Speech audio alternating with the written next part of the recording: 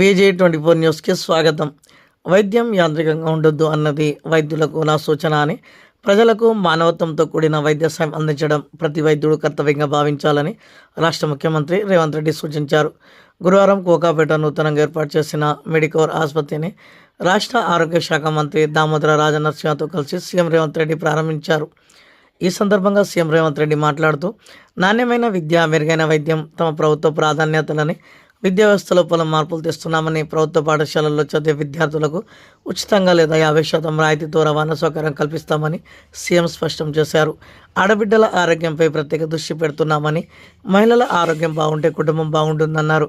65 లక్షల మంది హెల్త్ డేటాను తయారు చేస్తున్నామని, వాళ్ళకి డిజిటల్ హెల్త్ కార్డు ఇస్తామన్నారు.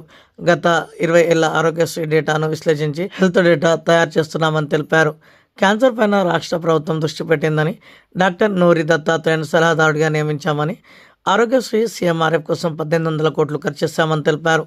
ఉస్మానియా టిమ్స్ ఆసుపత్రుల నిర్మాణం, మౌలిక సదుపాయాల కోసం 10,000 కోట్లు ఖర్చు పెడుతున్నామని, ప్రైవేట్ రంగంలో ఉన్న డాక్టర్లు ఏడాదిలో 1 నెల ప్రభుత్వ ఆసుపత్రుల్లో సేవలు అందించాలని సీఎం రేవంత్ రెడ్డి సూచించారు.